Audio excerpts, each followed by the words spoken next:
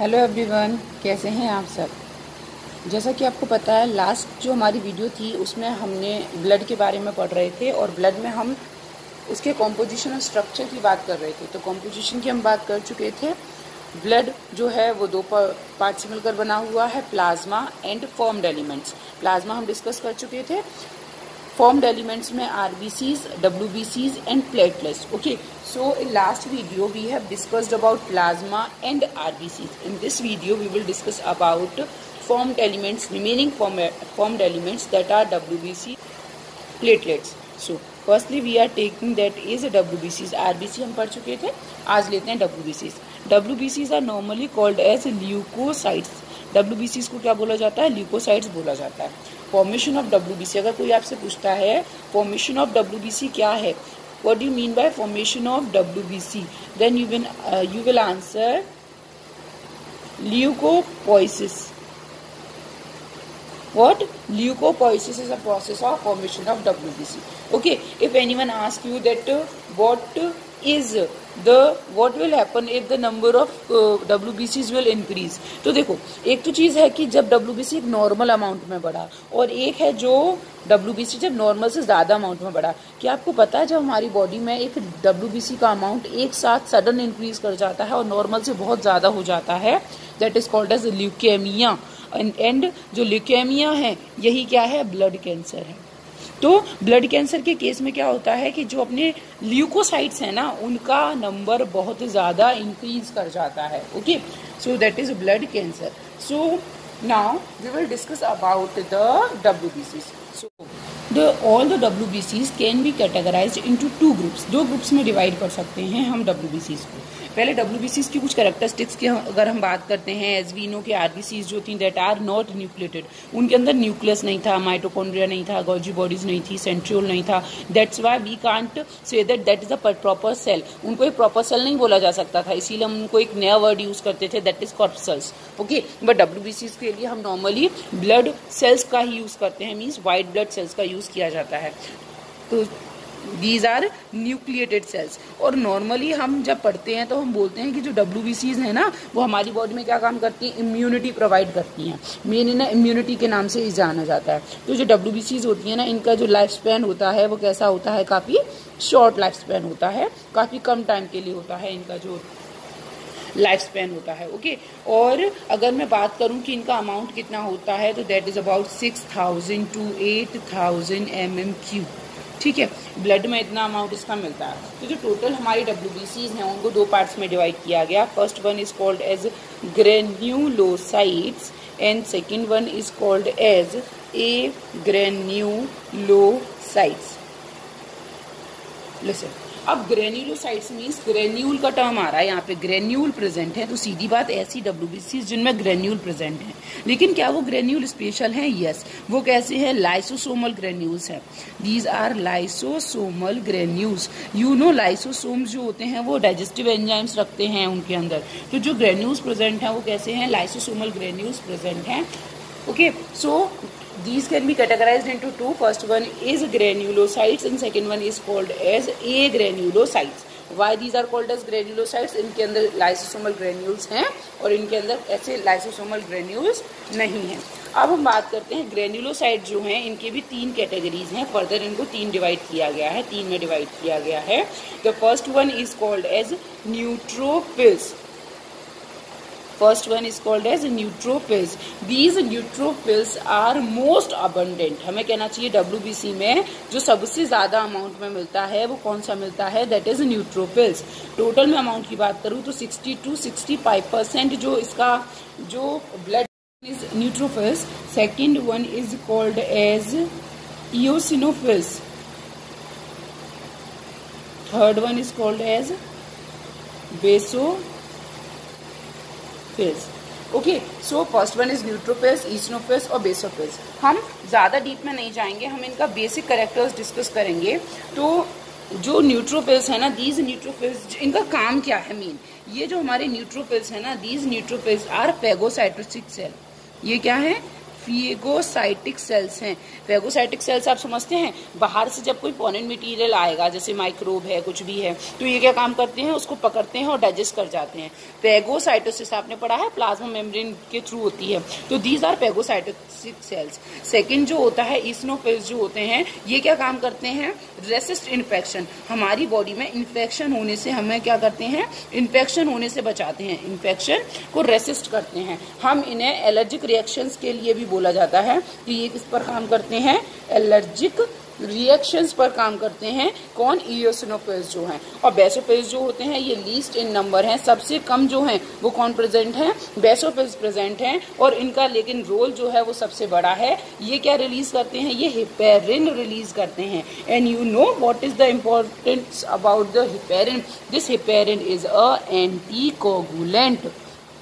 What is anticoagulant, जो blood को clot नहीं बनने देता। आपको पता है ब्लड हमारी ब्लड वेसल्स के अंदर फ्लो कर रहा है, लेकिन क्या वो अंदर कभी भी जमता है, नहीं। वो कैसा है, लिक्विडिफाई मैनर में बहता रहता है। That is due to the anticoagulant heparin. इसके साथ साथ और भी होते हैं जैसे कि हिस्टामाइन, सेरोटोनिन, बट आप केवल यही याद रखिए, that is heparin. Okay, the next one is agranulocyte. So this is about the neutrophils.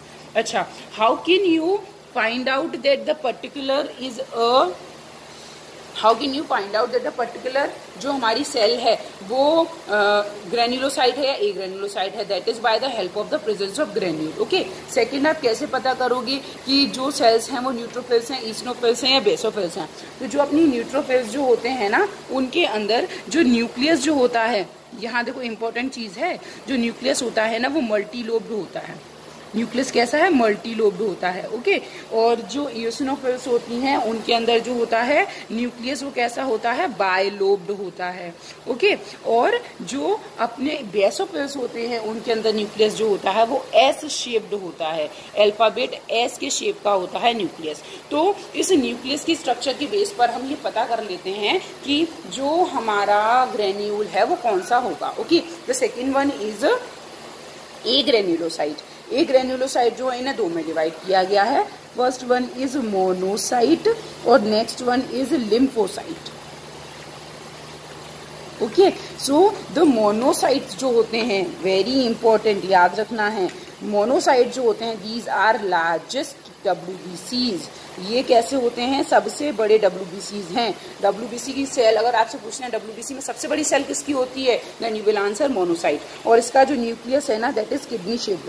Kidney shaped nucleus होता है, या we can say horseshoe shaped होता है। हॉर्स शू शेप्ड, या तो किडनी शेप्ड होता है या फिर क्या होता है, हॉर्स शू शेप्ड होता है और सबसे बड़ा होता है। Monocytes are called as macro policeman of blood.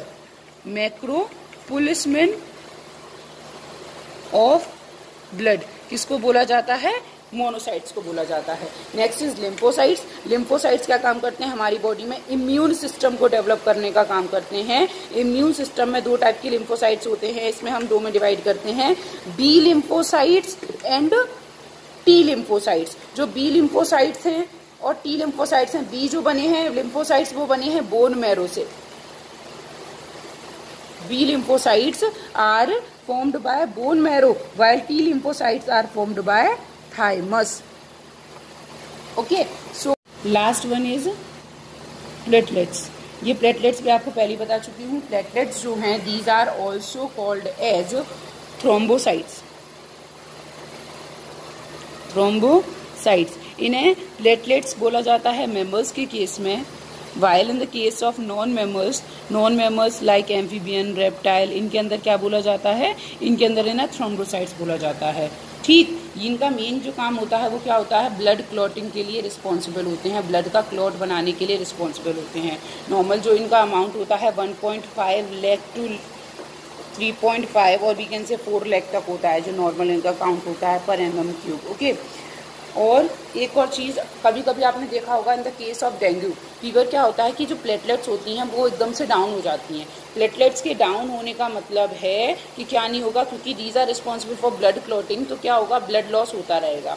Blood loss जो होगा बहुत ज़्यादा हो जाएगा और प्रॉब्लम हो जाएगी डेथ तक हो सकती है। तो जो ब्लड क्लॉटिंग जो है वो किसका मेन फैक्टर है? Platelets are responsible for blood clotting. एक टर्म आता है इसके लिए, दैट इज थ्रोम्बोसाइटोपिनिया। ये जो टर्म आता है वो किसके लिए आता है? Reduction of the number of platelets. When reduction हो जाता है किसका? Number of platelets.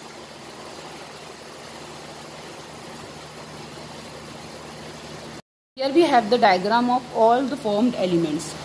जैसे हमने पढ़ा ग्रेन्युलोसाइट्स, ए ग्रेन्युलोसाइट। सो ग्रेन्युलोसाइट जो है वो आपको दिख रहे हैं, ग्रेन्यूल लाइक स्ट्रक्चर्स दिख रही हैं। ईसनोपेल्स, बेसोपेल्स, न्यूट्रोपेल्स। न्यूट्रोपेल्स जो है उसके अंदर कैसा है? मल्टी लोब्ड न्यूक्लियस है। This one is multi lobed nucleus. आप देख रहे हो मल्टी लोब्ड न्यूक्लियस। तो multi lobed nucleus is a characteristic of neutrophil. Neutrophil क्या होता है? किसकी तरह काम करता है? फेगोसाइटिक इन नेचर होता है। ओके, एस शेप्ड किसका होता है? S shaped nucleus. This one is nucleus. ये कैसा है? S shaped nucleus. And S shaped nucleus is present in the basophils. ये सबसे कम अमाउंट में प्रेजेंट होते हैं और ये क्या रिलीज करते हैं? हेपेरिन प्रोटीन यूज रिलीज करते हैं, जो क्या है? एंटी कोगुलेंट है। ओके, ये मैं बता चुकी हूँ। बायलोब्ड किसका होता है? बायलोब्ड जो होता है वो होता है ईसनोफिल्स का। ये क्या काम करते हैं? एलर्जी पर काम करते हैं, एलर्जी इन्फेक्शन पर काम करते हैं। ओके, उनको रेसिस्ट करते हैं। This is RBCs. आरबीसीज आप देख रहे हो बाय कॉनकेव होती हैं। This one is biconcave, ये हमने कल डिस्कस किया था। And these are called as corpuscles. Why these are called as corpuscles? Because they do not contain nucleus mitochondria. Speciality क्या है कि ये जो एनर्जी यूज करती हैं, इनकी एनर्जी कैसी यूज करती हैं? इनकी जो एनर्जी यूज होती है that is anaerobic, anaerobically energy use करती हैं बाय ग्लाइकोलाइसिस। ग्लाइकोलाइसिस प्रोसेस से एनर्जी को यूज करती हैं। Okay, now these are platelets. Platelets are also called as thrombocytes. किसके लिए रिस्पॉन्सिबल हैं? ब्लड क्लॉटिंग के लिए रिस्पॉन्सिबल हैं। सो जो हमें ग्रेन्यूल वाले दिख रहे थे, ये these are granulocytes. Now the second one is agranulocytes. Agranulocytes दो टाइप के हैं, किडनी शेप्ड आपको दिख रहा है। इन सब में सबसे बड़ी जो डब्ल्यूबीसीज दिख रही हैं, डब्ल्यूबीसी सेल्स हैं, वो कौन सी हैं? That are monocytes. तो these are called as macro policeman of the cell. Kidney shaped इनका न्यूक्लियस रहता है। These are lymphocyte. ये क्या काम करती हैं? इम्यून सिस्टम डेवलप करने का काम करती हैं, इम्यून सिस्टम और इम्यूनिटी प्रोवाइड करने का काम करती हैं। सो this is all about the blood. Okay, in next video we will discuss about the blood circulatory system, closed blood circulatory system and open blood circulatory system. So thank you.